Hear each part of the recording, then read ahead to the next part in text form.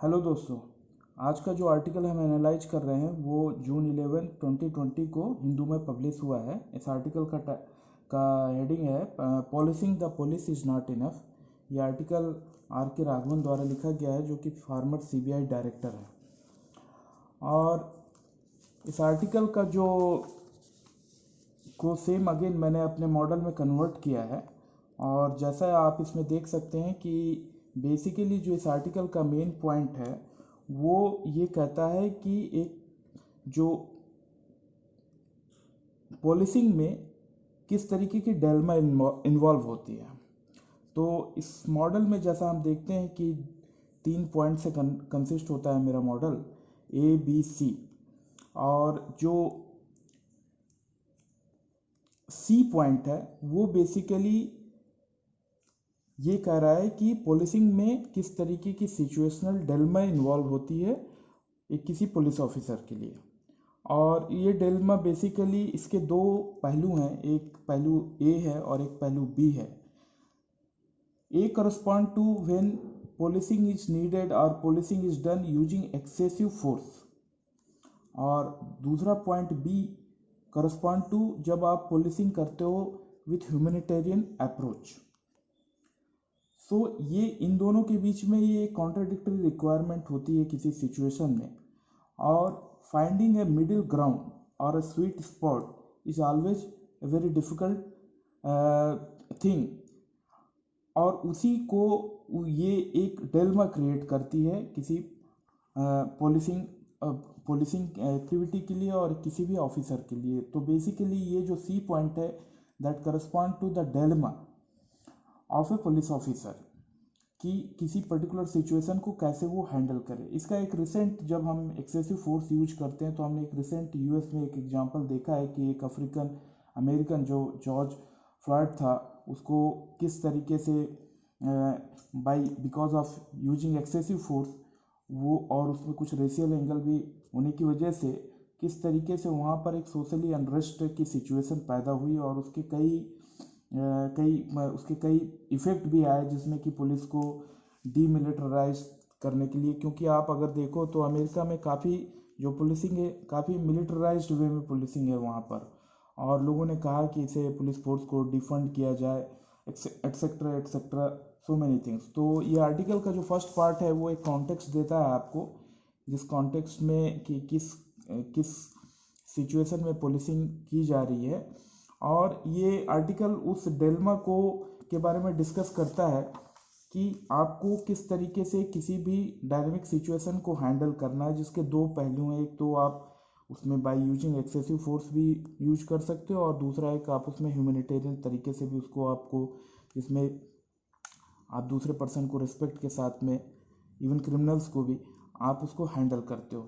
तो ये जो एक मिडिल ग्राउंड है, इस मिडिल ग्राउंड को कैसे हम पा सकते हैं जिसमें कि हम दोनों कॉन्ट्राडिक्टरी रिक्वायरमेंट को बैलेंस कर पाएँ। तो ऑथर का ये कहना है कि यहाँ पर role of leadership not only political but police leadership also play a very important role. क्योंकि वो जिस तरीके से वो सिचुएशन को इंटरप्रिटेट करते हैं और जिस तरीके से उनकी टेंडेंसी होती है हैंडल करने की, वही उनके रैंक और फाइल में भी वो टेंडेंसी आती है। फिर ऑथर ये कह रहा है कि अगर हम इसे ह्यूमैनिटेरियन अप्रोच में ज़्यादा हमें इसको अगर पुलिसिंग को अग्रसर करना है तो लोगों को मतलब जो रैंक एंड फाइल है उसको इंडोक्ट्रिनेट करना या एजुकेट करना, ये भी एक तरीका है, लेकिन उसका एक लिमिटेड इफेक्ट ही होता है। क्योंकि वो सिचुएशन की ऐसी डायनेमिक्स होती है कि अगर आप वो चीज़ें उतनी इफेक्टिव नहीं हो पाती हैं।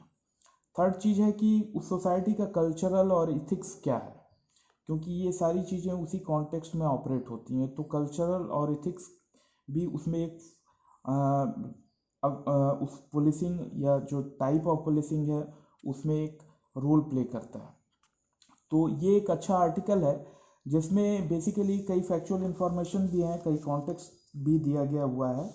लेकिन की पॉइंट इसमें यह है कि आप एज ए एडमिनिस्ट्रेटर या एज ए IPS ऑफिसर आप इस जो जिसमें कोई एक्शन है वो आप किस डायरेक्शन में लेके जाते हो और उस सिचुएशन को आप कैसे बैलेंस करते हो जिसमें कि दोनों चीज़ों को आप जस्टिफाई कर पाते हो।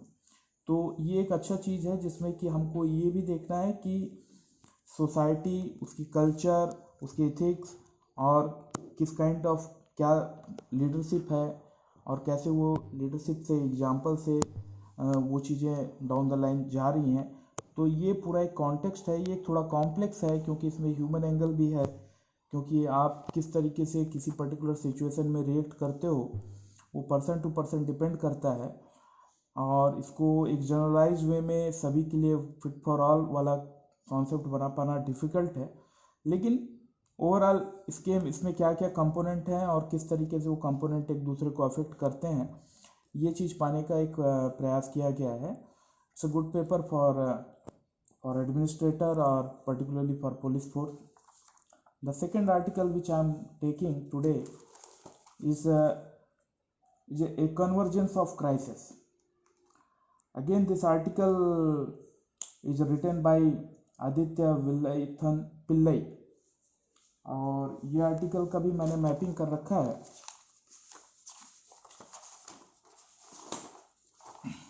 ये भी आर्टिकल 11 जून 2020 को पब्लिश हुआ है हिंदू में।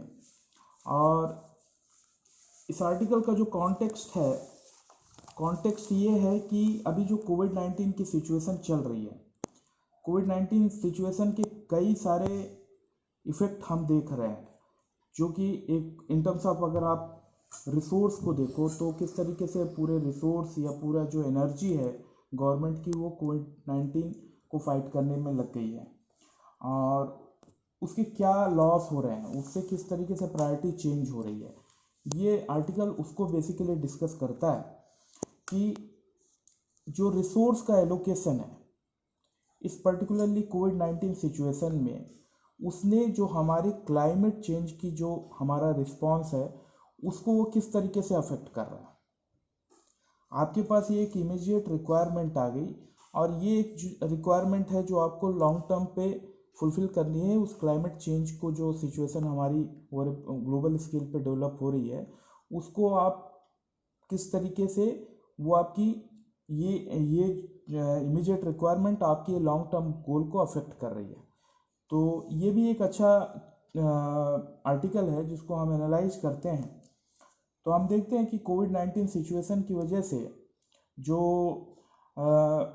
We are now at cross road, जिसमें कि हमारे पास में दो सिचुएशन बन रही है, और हम वो जो सिचुएशन है और हम किस डायरेक्शन में उसको हम अपने आप को आगे लेके जाते हैं।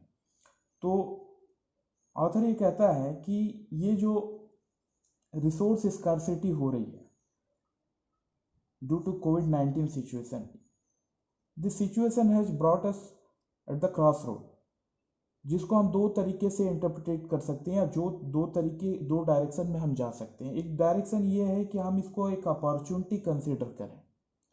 अपॉर्चुनिटी इन द सेंस कि ये आपके जो ओल्ड मॉडल है, ओल्ड काम करने के तरीके हैं, या ओल्ड इकोनॉमिक मॉडल है, या जो ओल्ड एक थिंकिंग जो चीज़ है, उस थिंकिंग प्रोसेस को, उस इकोनॉमिक इकोसिस्टम को आपके पास एक अपॉर्चुनिटी है कि आप उसे ओवरऑल कर सको, उसे एक नया डायरेक्शन दे सको। वो नया डायरेक्शन जो कि इन अलाइन विथ हो आपके क्लाइमेट चेंज के रिस्पॉन्स से, तो वो आपके लिए एक अपॉर्चुनिटी बन जाएगी कि क्योंकि ये एक तरीके से आपके लिए पॉइंट है जहाँ पर आप नया तौर तरीके सीख सकते हो। ये एक पहला व्यू है। इस because of this situation, now this cross road, we are here at the cross road and we can choose this two path. एक पाथ हमको क्लाइमेट चेंज के हिसाब से जो हमारा रिस्पॉन्स है उसके अलाइनमेंट में लेके जाता है। दूसरा पाथ वही ओल्ड माइंडसेट को कंटिन्यू करता है और इस सिचुएशन को, इस पैंडेमिक की सिचुएशन को एज एक लॉस के तौर पे कंसीडर करता है, और वो उसको एक जो एक कंटिन्यूटी थी ओल्ड मॉडल की, उसमें एक ब्रेक कंसीडर करता है, और वो जैसे ही वो पेंडेमिक ख़त्म होता है एज यूजुअल सिचुएशन चालू हो जाती है। तो यहाँ पर आप देख सकते हो कि या तो हम इस सिचुएशन में, इस क्रॉस रोड आने पे, या तो हम अपने ओल्ड मेथड पे, ओल्ड तौर तरीके पे कंटिन्यू कर सकते हैं, या हम इसको एक अपॉर्चुनिटी कंसीडर करके अपनी इकोनॉमिक मॉडल या अपनी जो थिंकिंग प्रोसेस है उसको हम एक ड्रास्टिक चेंज ला सकते हैं, जो कि क्लाइमेट चेंज के लिए जो हमारा रिस्पॉन्स है उसके अलाइनमेंट में हो, उसी डायरेक्शन में हो। तो ये हमको आर्टिकल कहता है कि ये सिचुएशन पे आज हम हैं। फिर दूसरा पॉइंट जो आर्टिकल एनालाइज करता है कि कोविड-19 सिचुएशन से जो रिसोर्स क्रंच हुआ है उसका क्या इफेक्ट हुआ है।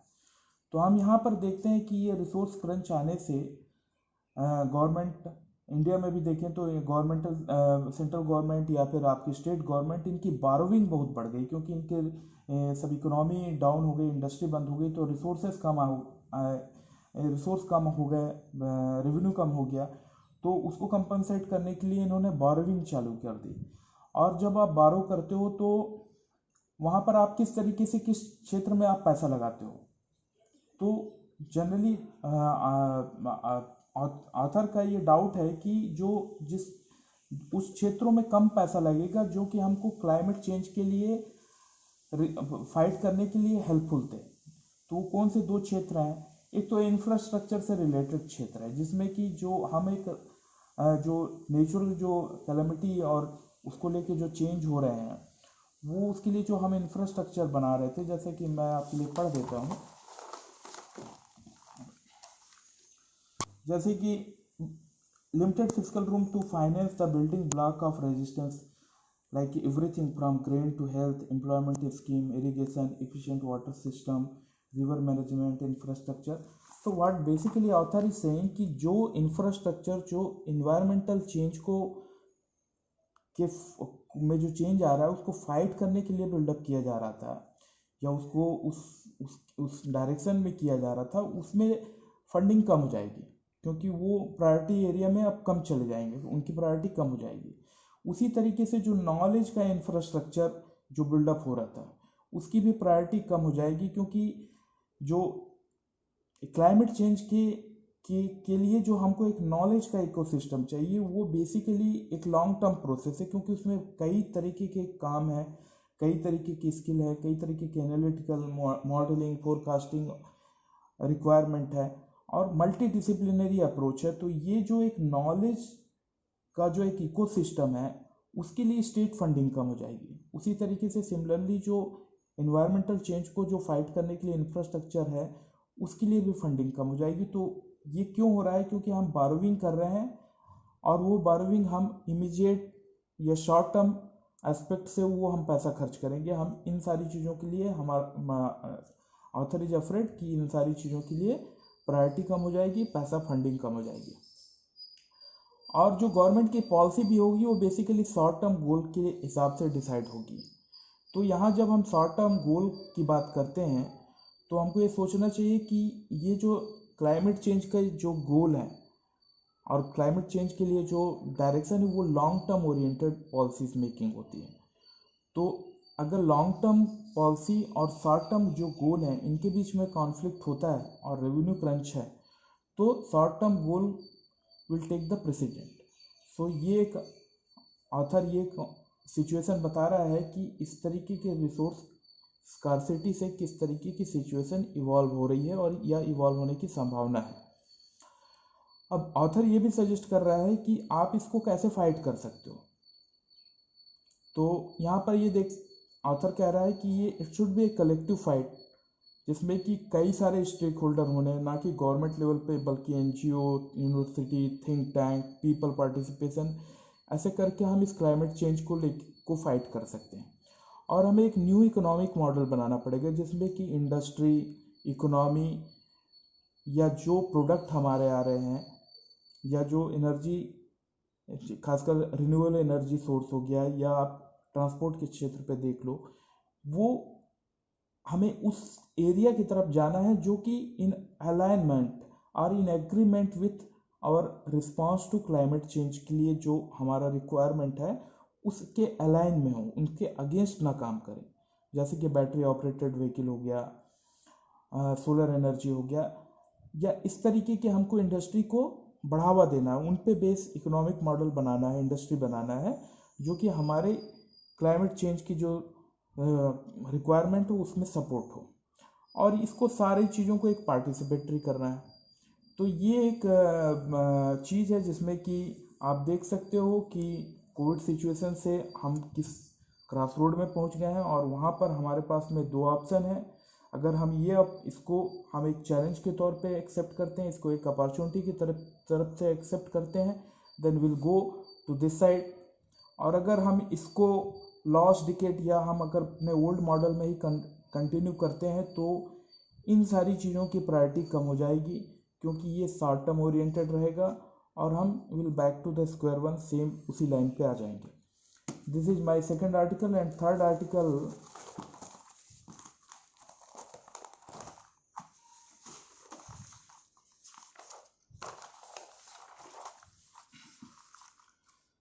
is a column by Jayant Prasad, again published on same date. Title is The Unraveling of the Group of Seven. अब इसमें बैकग्राउंड इंफॉर्मेशन आपके लिए काफ़ी ज़रूरी है, क्योंकि इसमें आपको मालूम होना चाहिए कि G7 क्या है, G7 कैसे बना, कोविड-19 सिचुएशन ग्लोबल लेवल पे कैसे अफेक्ट कर रही है, क्लाइमेट चेंज में क्या क्या चीज़ें हो रही हैं, और सिक्योरिटी इस तरीके से क्या अफेक्ट हो रही है, इकोनॉमिक कंडीशन किस तरीके से अफेक्ट हो रही है। ऑल दिस थिंग्स आपको बैकग्राउंड नॉलेज, ये ओपन सोर्स में और एक आपकी अपनी इसमें एक अंडरस्टैंडिंग होगी। तो इसमें भी अगेन हमारे पास 3 पॉइंट है। पॉइंट ए करस्पॉन्ड टू जो एक ओल्ड ऑर्डर हमने बना रखा हुआ था, ठीक है, और बी एक वो है जो एक न्यू ऑर्डर जो ऑथर ने इमेजिन किया है कि होना चाहिए। और ये जो लाइन है, ये लाइन बेसिकली कंटेन ऑल की ग्लोबल इश्यूज, और उसमें किस तरीके के चेंजेस आ रहे हैं विद टाइम। ये line represent that thing, all those global issues and their change or their flux or their movement with time। तो हम ये देखते हैं कि कई सारे ग्लोबल इश्यूज हैं, और इन ग्लोबल इश्यूज में सबसे पहले इकोनॉमी इंपॉर्टेंट है। कोई भी आईआर का स्टूडेंट को मालूम होगा कि कितने सारे ग्लोबल इश्यूज होते हैं, और उसमें एक इकोनॉमी एक महत्वपूर्ण पहलू अदा करती है। तो इकोनॉमी को हम देखते हैं कि इकोनॉमी कैसे चेंज हो रही है टाइम के साथ में। उसमें हमने देखा है कि ये एक बैकग्राउंड इंफॉर्मेशन इसके लिए G7 के लिए हमको ज़रूरी है जानना कि G7 का कैसे इवोल्यूशन हुआ, G7 कैसे बना, फिर G7 किस तरीके से आगे बढ़ा, तो और फिर किस तरीके से जो जिस समय G7 बना और करंट उस समय G7 की क्या पोजीशन थी इन टर्म्स ऑफ इकोनॉमी, और अभी करंट सिचुएशन किस तरीके से है G7 की, ये भी हम देख रहे हैं कि इसमें भी एक किस तरीके से एक डायनेमिक्स चेंज आ रहा है। तो समवेयर इट इज रिटन कि जब G7 बना था तो वो 2/3 ऑफ ग्लोबल जीडीपी था, means all those country who constituted G7 together they contain 2/3 of global GDP. लेकिन अभी वो सिचुएशन चेंज हो गई है, अभी वो they are having only 1/3 of the GDP. So with time you can see that कि G7 का ग्राफ डाउन हो रहा है। अब मीनवाइल E7 जो इमर्जिंग 7 इकोनॉमीज है, ठीक है, यहाँ पर लिखा है इनके नाम, ये ग्रो कर रही हैं। और एक प्रेडिक्शन से ये भी किया गया है, PwC प्रेडिक्शन के द्वारा जो प्रेडिक्शन किया गया है कि by 2015 again some economy will emerge and they will be the best performing economy. और अगेन इंडिया में 2050 में क्या इकोनॉमिक पोटेंशियल होगा इंडिया का, उसका भी एक प्रेडिक्शन है। तो बेसिकली ये जो पार्ट है, आप यहाँ अगर आर्टिकल में देखें तो आप यहाँ देख सकते हैं कि ये पार्ट में बेसिकली इकोनॉमिक कंडीशन कैसे चेंज हुई है और चेंज होने की संभावनाएं हैं फ्यूचर में। अब इसके लिए इस मॉडल के लिए कुछ एजम्पशन किए गए होंगे कि भाई सारी चीज़ें वैसे ही चल रही हैं, उन्होंने ये कोविड महामारी जो है उसको फैक्टर नहीं किया होगा या वार की सिचुएशन को फैक्टर नहीं किया होगा। अगर सारी चीज़ें एज यूजुअल नॉर्मल वे में चलती हैं तो इस तरीके से इंडिया इमर्ज करेगा, या इस तरीके से ये कंट्री 2050 में बेस्ट परफॉर्मिंग इकोनॉमी होगी, और G7 का जो ग्रेजुअल डिक्रीज हो रहा है किस तरीके से, ये एक सब मॉडलिंग के द्वारा हमको पता चलता है और हम फैक्ट भी इसके देख रहे हैं। तो ये हमारा जो पार्ट है, this part is telling about economy and what way the economy changing with time. Now the second part we are seeing कि ऑथर यहाँ बता रहा है कि G7 जो यहाँ पर ग्लोबल जो की ग्लोबल इश्यूज हैं उनको लेके G7 ने किस तरीके से रिस्पॉन्ड दिया, because G7 is associated with the old order.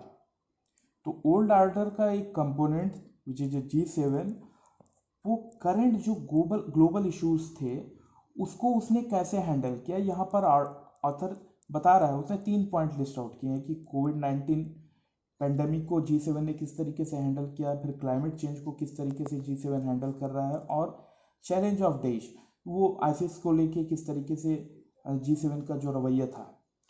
तो यहाँ पर ऑथर का ये मानना है कि इन तीनों एरिया में, इन तीनों क्षेत्र में G7 का परफॉर्मेंस सेटिस्फैक्टरी नहीं था। क्योंकि अभी देखो कि जितने इटली हो गया, यूएसए हो गया, ये सारे लोग पेंडेमिक से काफ़ी अफेक्टेड हैं। क्लाइमेट चेंज के लिए भी उनका कोई बहुत खास कंट्रीब्यूशन नहीं हो रहा है, but they are the most polluted country. और चुटेस है उसके लिए भी यहाँ की कंट्री से काफ़ी लोग गए। तो एक तरीके से आप देख रहे हो कि जो ग्लोबल इश्यूज थे ये 3 लिस्ट आउट किए गए हैं यहाँ पर, उसके लिए G7 का कंट्रीब्यूशन कुछ खास अच्छा था नहीं। इसलिए जो ऑथर का ये मानना है कि हमें एक नए इंस्टीट्यूशन की ज़रूरत है जो कि टाइम के साथ जो ग्लोबल इश्यूज जो चेंज हो रहे हैं, नए नए सिचुएशंस आ रही हैं, उसको वो अच्छे तरीके से हैंडल कर सके। उसमें कई सारे इश्यूज हैं, कुछ यहाँ पर लिस्ट आउट किए गए हैं, जैसे कि इंटरनेशनल ट्रेड है, लॉ है, और ये इंडिया के लिए भी, खासकर इंडिया के हिसाब से इसको ध्यान में रख के ये पॉइंट बताया गया है ऑथर ने कि इंटरनेशनल ट्रेड, लॉ, फिर कोविड-19 को फाइट करने में किस तरीके से वो इंस्टीट्यूशन आपको हेल्प करेगा, फिर क्लाइमेट चेंज के लिए वो इंस्टीट्यूशन आपको कैसे हेल्प करेगा, फिर वो काउंटर टेररिज्म के लिए कैसे वो इंस्टीट्यूशन आपको हेल्प करेगा। तो ऑथर का ये कहना है कि जो ओल्ड ऑर्डर था और ओल्ड ऑर्डर का जो वेस्टीज G7 है, that G7 is not able to effectively solve the current global issues. Hence, there is a requirement of new institution which should cater all those new global issues like COVID-19, climate change, counter-terrorism, international trade, law, security. There are so many issues. तो इन सारी issues को handle करने के लिए हमको एक नए institution की ज़रूरत है जो कि मोर पार्टिसिपेटरी हो और उसमें ऐसे लोग हों, ऐसे कंट्री हों जो कि बेस्ट परफॉर्मिंग इकोनॉमी है और जो इमर्जिंग इकोनॉमी है।